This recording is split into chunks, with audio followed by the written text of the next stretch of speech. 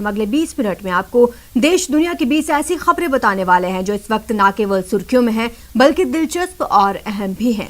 तो शुरू करते हैं 20 मिनट में 20 खबरों का सिलसिला। सबसे पहले देखेंगे राजस्थान की कौन कौन सी खबर इस वक्त अहम है। नारेबाजी कर रहे ये लोग राशन नहीं मिलने से परेशान हैं और अपनी बात सुनाने के लिए प्रदर्शन कर रहे हैं।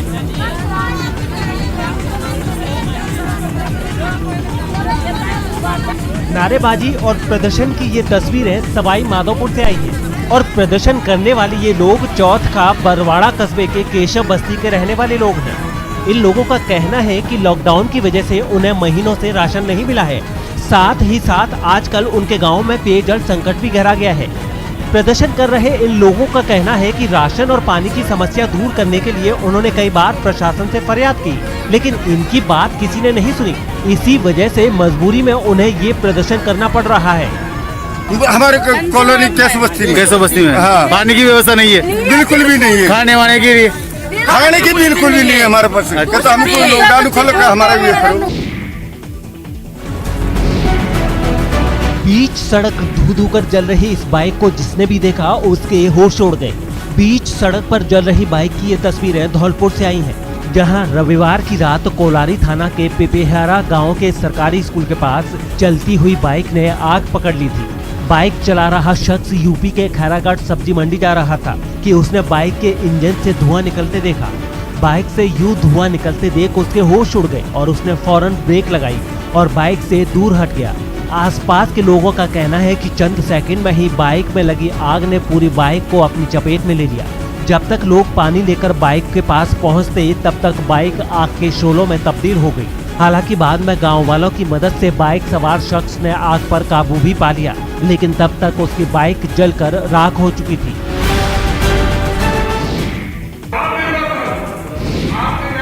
धरने पर बैठे और नारेबाजी कर रहे ये लोग बीजेपी नेता और कार्यकर्ता हैं।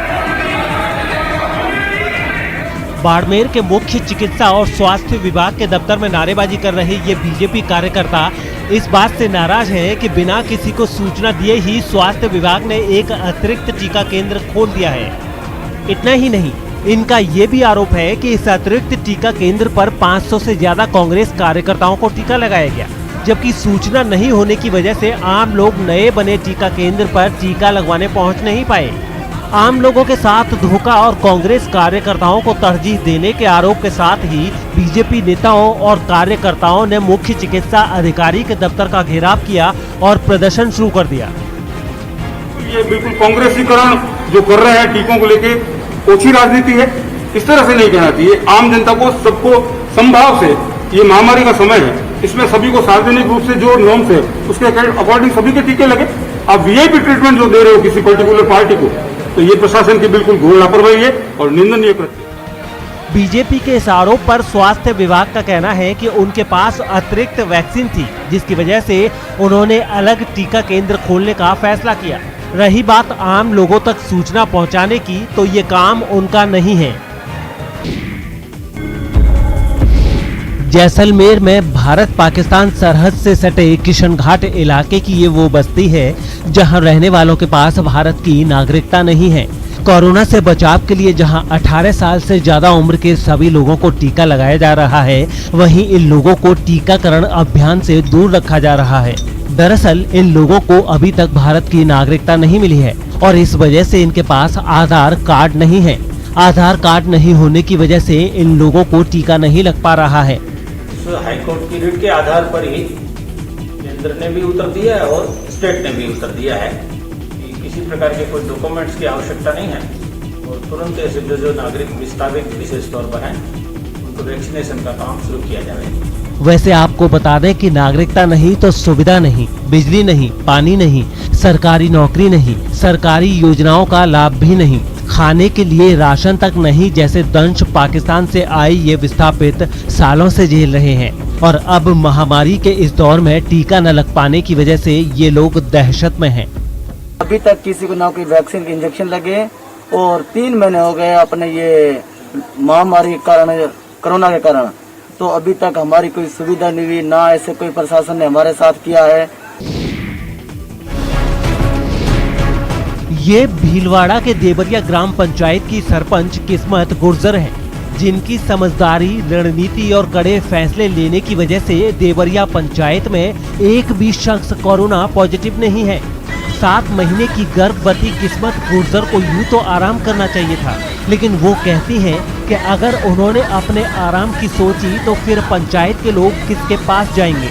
आपको बता दें कि किस्मत न केवल अपनी पंचायत में सैनिटाइजेशन की कमान संभालती हैं, बल्कि हैंड सैनिटाइजर और मास्क बांटने की जिम्मेदारी भी खुद ही निभाती हैं। अब तक किस्मत गुर्जर 500 से अधिक हैंड सैनिटाइजर और 1000 से अधिक लोगों को मास्क बांट चुकी हैं। इसके अलावा वो गांव में लॉकडाउन के दौरान कोई नियम न तोड़े उसका भी ख्याल रखती हैं और साथ ही साथ वो लोगों को उनकी अपनी भाषा में कोरोना से बचाव के तरीके भी सिखाती हैं।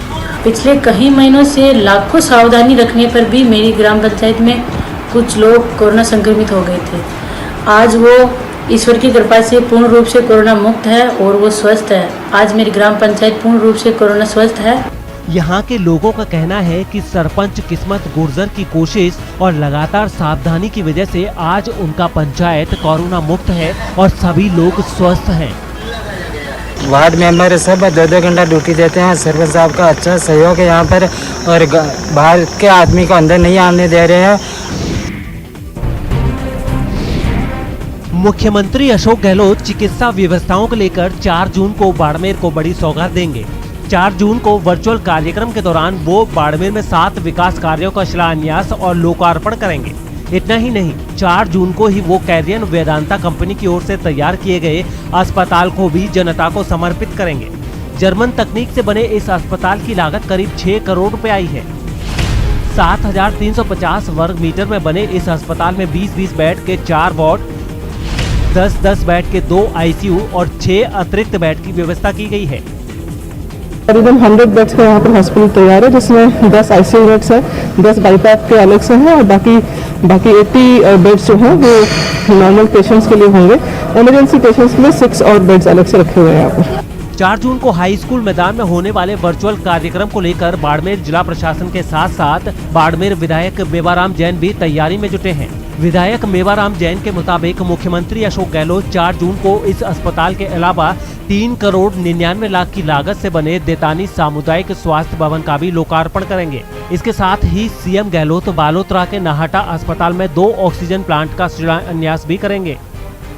बाड़मेर के लिए एक बहुत बड़ी सौगात है।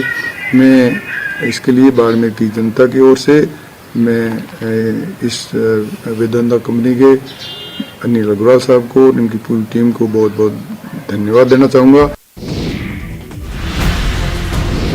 मुख्यमंत्री अशोक गहलोत ने कोविड काल में विद्युत उपभोक्ताओं के लिए बड़ी राहत की घोषणा की है। रविवार को सीएम हाउस में विद्युत वितरण निगमों की समीक्षा बैठक के दौरान उन्होंने कहा कि बिल नहीं भरने की वजह से जिनका बिजली कनेक्शन कटने वाला था वो अब 25 जून तक नहीं कटेगा। साथ ही उन्होंने ये भी कहा कि वैसे उपभोक्ता जिनका अप्रैल और मई महीने में बिजली बिल 20,000 रुपए तक है, वो 25 जून तक अगर पूरी राशि एक साथ जमा करा देंगे तो उन्हें लेट फी में 100% की छूट मिलेगी। मुख्यमंत्री ने कहा कि कृषि क्षेत्र ने कोविड-19 महामारी के दौर में प्रदेश की अर्थव्यवस्था को संबल प्रदान किया है, लिहाजा राज्य सरकार भी अब कृषि क्षेत्र को प्रोत्साहित करने के उद्देश्य से आने वाले दिनों में अधिकाधिक कृषि बिजली कनेक्शन जारी करेगी। इसके लिए उन्होंने विद्युत वितरण निगमों को विशेष योजना बनाने के निर्देश भी दिए हैं। इसके अलावा उन्होंने कहा कि वितरण नेटवर्क की मौजूदगी वाले क्षेत्रों में घरेलू कनेक्शन की पेंडिंग लिस्ट के अनुसार कनेक्शन जारी किए जाएंगे। राजसमंद जिले के कुंभलगढ़ के एक छोटे से गांव की बेटी खुशबू ने 7 समुद्र पार अमेरिका में अपनी प्रतिभा का लोहा मनवाया है। खुशबू ने अमेरिका में आयोजित ऑनलाइन विश्व जादू प्रतियोगिता में भारत की ओर से भाग लेकर भील समाज का परचम लहराया है। इस ऑनलाइन प्रतियोगिता में 7 देशों के 100 प्रतियोगी शामिल हुए थे। इस प्रतियोगिता में खुशबू ने न केवल बेहतरीन प्रदर्शन किया, बल्कि उन्हें इस प्रदर्शन के लिए ऑनलाइन प्रमाण पत्र भी दिया गया। इस प्रमाण पत्र पर यूएस कंट्रोल कमेटी के प्रेसिडेंट के हस्ताक्षर हैं। आपको बता दें कि खुशबू के पिता मजदूरी और पेंटिंग का काम करते हैं और उनकी आर्थिक हालत भी अच्छी नहीं है। ऐसे में अपनी बिटिया के मेहनत के बलबूते पर कामयाबी के शिखर पर पहुंचते देख उनकी खुशी का ठिकाना नहीं है। खुशबू भी इन दिनों ANM का प्रशिक्षण ले रही है, लेकिन अपनी इस कामयाबी पर खुशबू का कहना है कि ये तो अभी शुरुआत भर है और उन्हें अभी तो बहुत कुछ करना है।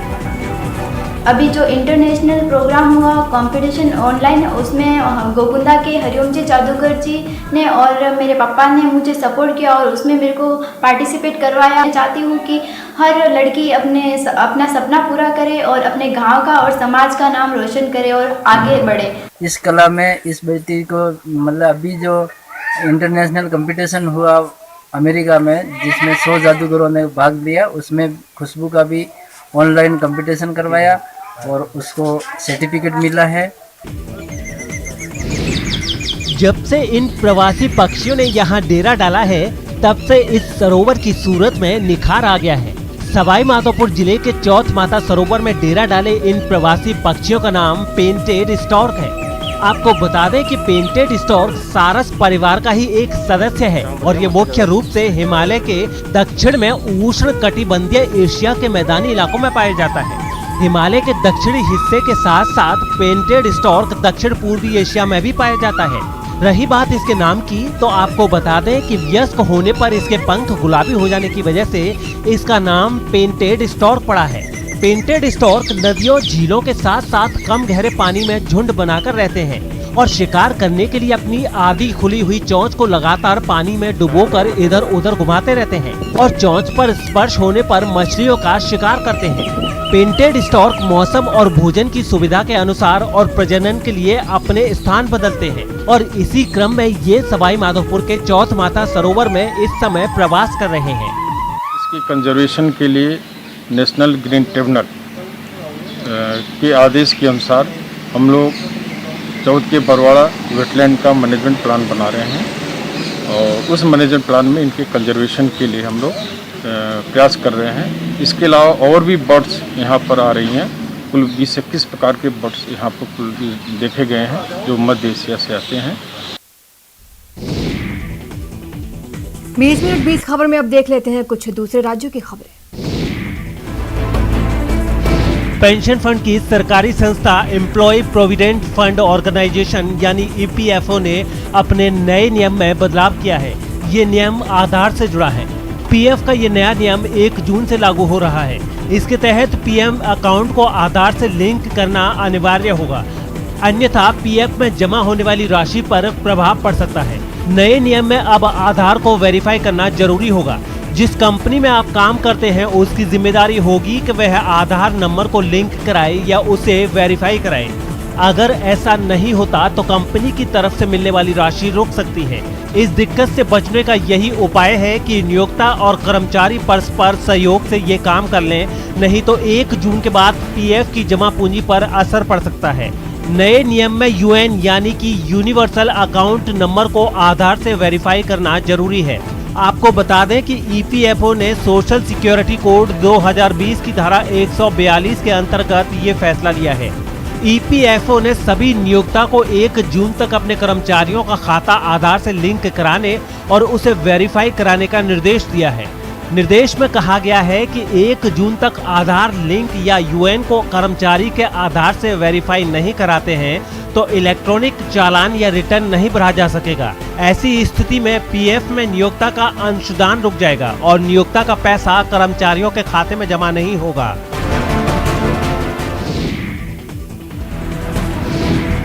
पेट्रोल डीजल की महंगाई की मार से परेशान लोगों के लिए एक और बुरी खबर है। अब देश के भीतर हवाई यात्रा भी महंगी होने जा रही है।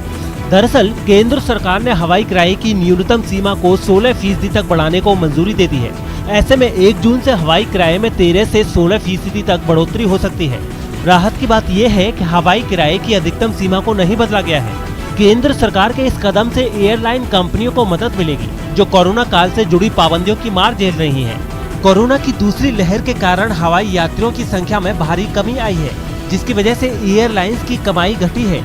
उड्डयन मंत्रालय के मुताबिक 40 मिनट तक के सफर के लिए न्यूनतम किराया 2300 रुपए से बढ़ाकर 2600 रुपए कर दिया गया है, जबकि 40 से 60 मिनट के सफर के लिए 2900 की जगह 3300 रुपए देने होंगे।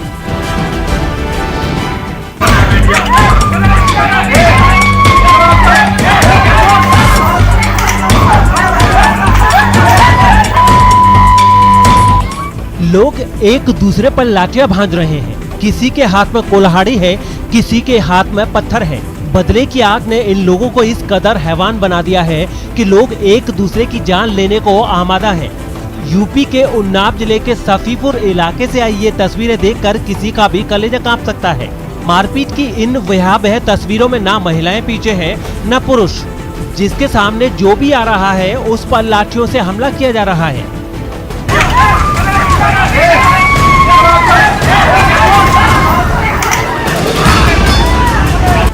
आरोप है कि चुनावी रंजिश में इस हमले को सुधीर नाम के एक दबंग की तरफ से अंजाम दिया गया है।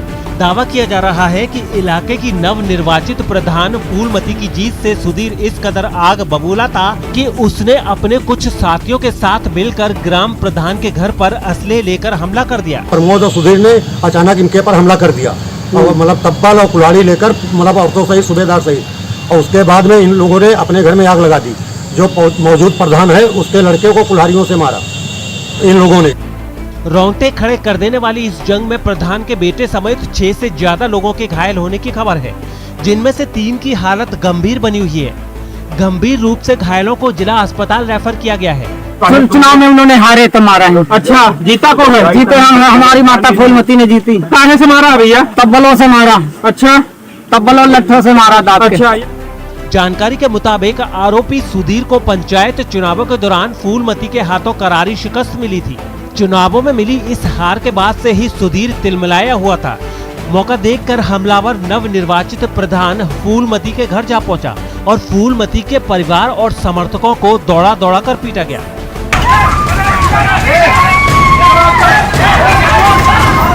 इस दौरान जिसके हाथ जो पड़ा उससे एक दूसरे पर हमला किया गया। ईंट, पत्थर और लाठियों के अलावा इस वारदात में कुल्हाड़ी का भी इस्तेमाल किया गया, जिसका नतीजा ये हुआ कि कई लोग इस हमले में गंभीर रूप से घायल हो गए हैं। देश में पाबंदियां लागू होने के बाद भी कई सब्जी मंडियों में कोरोना नियमों को लोग तोड़ने से बाज नहीं आ रहे। मध्य प्रदेश और पश्चिम बंगाल में तो ऐसी लापरवाही बरतने वालों के खिलाफ कार्रवाई भी की जा रही है, लेकिन इसके बावजूद सब्जी मंडियों में कोरोना नियमों की धज्जियां उड़ाई जा रही हैं। मध्य प्रदेश के मंडला से जो तस्वीरें सामने आई, उनमें एक तस्वीर में मंडी में लोगों की भीड़ दिखाई दी। कोरोना के खतरे को नजरअंदाज कर वहां सब्जी बेचने और खरीदने वालों का जमावड़ा लग गया। मंडी में किसी आम दिन की तरह चहल पहल दिखी। ऐसे माहौल में लोगों ने तो सोशल डिस्टेंसिंग का मजाक ही बना दिया। यहाँ तक कि कुछ लोगों ने मुंह पर मास्क लगाना भी जरूरी नहीं समझा। कमोबेश ऐसी ही तस्वीरें पश्चिम बंगाल के सिलीगुड़ी में भी देखने को मिली। वहाँ की एक सब्जी मंडी में तो भीड़ इतनी बढ़ गई कि वहाँ पाँव रखने तक की जगह नहीं थी। रास्ते में भी जाम हो गया। सामान खरीदने के लिए लोग एक दूसरे पर टूट पड़े। आदमी का ऊपर आदमी धक्का मार के जा रहा है। इस मंडी में कई लोग ऐसे भी दिखे जिनके मुंह पर मास्क नहीं था। वहीं कुछ लोगों को जब मास्क ना पहनने पर टोका गया तो उनके पास इसका बहाना पहले से तैयार था। सामान ले रहा था ना, मास्क पहन रहे थे। प्रशासन ने ऐसी मंडियों को शर्तों के साथ तय वक्त के लिए खोलने की इजाजत दी है, ताकि लोग आसानी से जरूरी सामान खरीद सकें। लेकिन लोग तो बेकाबू हो रहे हैं। देश में पाबंदियां लागू होने के बाद भी कई सब्जी मंडियों में कोरोना नियमों को लोग तोड़ने से बाज नहीं आ रहे। मध्य प्रदेश और पश्चिम बंगाल में तो ऐसी लापरवाही बरतने वालों के खिलाफ कार्रवाई भी की जा रही है, लेकिन इसके बावजूद सब्जी मंडियों में कोरोना नियमों की धज्जियां उड़ाई जा रही हैं। मध्य प्रदेश के मंडला से जो तस्वीरें सामने आई, उनमें एक तस्वीर में मंडी में लोगों की भीड़ दिखाई दी। कोरोना के खतरे को नजरअंदाज कर वहां सब्जी बेचने और खरीदने वालों का जमावड़ा लग गया। मंडी में किसी आम दिन की तरह चहल पहल दिखी। ऐसे माहौल में लोगों ने तो सोशल डिस्टेंसिंग का मजाक ही बना दिया। यहाँ तक कि कुछ लोगों ने मुंह पर मास्क लगाना भी जरूरी नहीं समझा। कमोबेश ऐसी ही तस्वीरें पश्चिम बंगाल के सिलीगुड़ी में भी देखने को मिली। वहाँ की एक सब्जी मंडी में तो भीड़ इतनी बढ़ गई कि वहाँ पाँव रखने तक की जगह नहीं थी। रास्ते में भी जाम हो गया। सामान खरीदने के लिए लोग एक दूसरे पर टूट पड़े। आदमी का ऊपर आदमी धक्का मार के जा रहा है। इस मंडी में कई लोग ऐसे भी दिखे जिनके मुंह पर मास्क नहीं था। वहीं कुछ लोगों को जब मास्क ना पहनने पर टोका गया तो उनके पास इसका बहाना पहले से तैयार था। सामान ले रहा था ना, मास्क पहन रहे थे। प्रशासन ने ऐसी मंडियों को शर्तों के साथ तय वक्त के लिए खोलने की इजाजत दी है ताकि लोग आसानी से जरूरी सामान खरीद सकें, लेकिन लोग तो बेकाबू हो रहे हैं।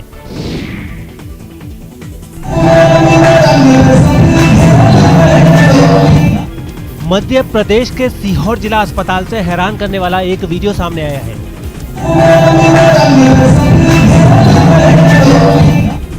सीहोर में कोरोना मरीजों के तनाव को दूर करने के लिए उन्हें डांस करवाया गया, जिसकी कुछ तस्वीरें भी सामने आई।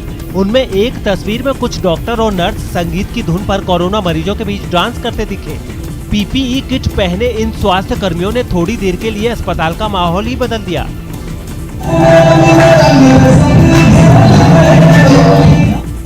कोरोना मरीजों के तनाव को दूर करने के लिए जैसे ही स्वास्थ्य कर्मियों ने थिरकना शुरू किया, बिस्तरों पर लेटे मरीजों में भी जोश आ गया।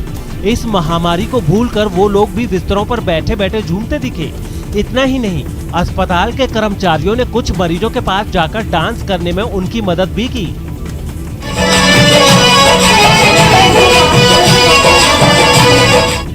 स्वास्थ्य कर्मियों की ये कोशिश रही कि मनोरंजन के इस तरीके से कोरोना मरीजों का तनाव दूर हो सके।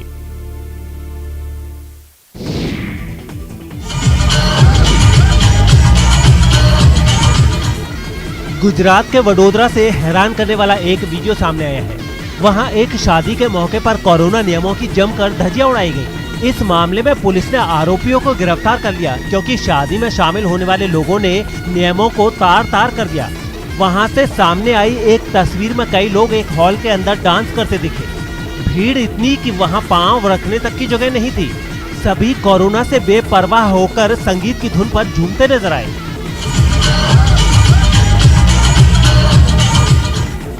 ये लोग आम दिनों की तरह जश्न में डूबे रहे।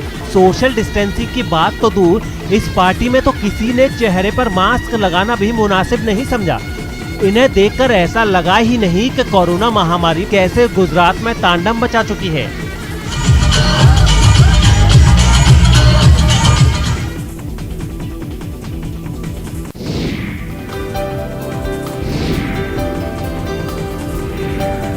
ये है 14 साल के आदर्श अरोड़ा, जो इस छोटी सी उम्र में ही कंप्यूटर की दुनिया में बड़े बड़े काम कर रहे हैं।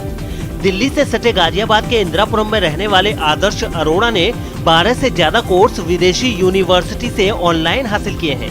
इनमें मिशिगन यूनिवर्सिटी अमेरिका से पाइथन, हार्वर्ड यूनिवर्सिटी से CS50 और CS50 A1 कोर्स पूरे किए हैं। मैं अपनी सबसे बड़ी अचीवमेंट CS50 AI इनको अपनी सबसे बड़ी अचीवमेंट लेता हूँ। ये हार्वर्ड यूनिवर्सिटी के बहुत बड़े कोर्सेज हैं।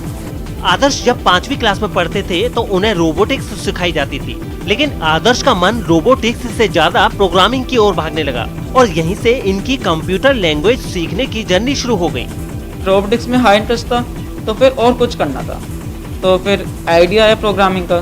C स्टार्ट करी, C के बाद इंटरेस्ट आया C++ करी, कोर जावा करी, फिर एडवांस जावा करी और अच्छा लगने लगा। ऑनलाइन कोर्सेज करे यूनिवर्सिटी के लिए और उसमें अच्छा लगने लगा था। प्रोग्रामिंग फील्ड में आदर्श की रुचि और इनकी डिग्रियों को देखकर न्यूयॉर्क सिटी की अल्फ्रेड यूनिवर्सिटी ने स्कॉलरशिप के जरिए ग्रेजुएशन का ऑफर भी दिया, लेकिन आदर्श ने उसे ठुकरा दिया। आदर्श का सपना यूपी के बांदा जिले की इन तस्वीरों में दिख रहे ये लोग वो काम कर रहे हैं जिसके बारे में हम और आप सोच तक नहीं सकते। अब चाहे पक्षियों को प्रतिदिन दाना पानी देना हो या फिर उनके लिए घोंसला बनाकर पेड़ और घरों पर टांगना, ये लोग हर वो काम कर रहे हैं जिससे विलुप्त होते पक्षियों को बचाया जा सके। इनकी ये मुहिम विशेष तौर पर गौरैया चिड़िया के लिए है। ये सभी जानते हैं कि गौरैया प्रजाति की चिड़िया की संख्या दिन पे दिन कम हो रही है और इन्हीं हालातों को देखते हुए इन लोगों की टोली ने पक्षियों को बचाने का ये अभियान शुरू किया। 2012 से ये अभियान निरंतर जारी है। हम लोगों को लगा क्यों न पर्यावरण संतुलन के लिए कुछ काम करें, तो समिति ने ये तय किया और 20 मार्च विश्व गौरैया दिवस मनाया जाता है पूरे विश्व में। तो बांदा जनपद में फॉरेस्ट विभाग में भी ये कार्यक्रम मनाया जाता है और हम लोगों ने तय किया कि हम लोग जो है पक्षियों को बचाने का अभियान चलाएंगे। तो पक्षियों में खास तौर पे गौरैया चिड़िया। पक्षी प्रेमी अपने साथ जुड़ने वाले सभी लोगों को शपथ दिलाते हैं कि वो गर्मी के दिनों के अलावा भी रोज पानी के बर्तन भरेंगे और घोंसलों में दाना रखेंगे ताकि पक्षी आकर के वो दाना खा सकें और पानी पीकर अपनी प्यास बुझा सकें। बड़ी मेहनत से इस घोंसले को तैयार करते हैं और हम लोग जाके खुद मतलब लोगों को प्रेरित करते हैं टंगवाने के लिए कि भाई आप जो है आपको हाथ लग जाएगा, आप टंगवाइए, आप भी पक्षियों को बचाने का संकल्प लीजिए। खास बात यह है कि इन लोगों की ओर से टांगे जाने वाली घोंसले में सिर्फ गौरैया ही नहीं बल्कि गिलहरी भी अपना आशियाना बनाकर रहती हैं।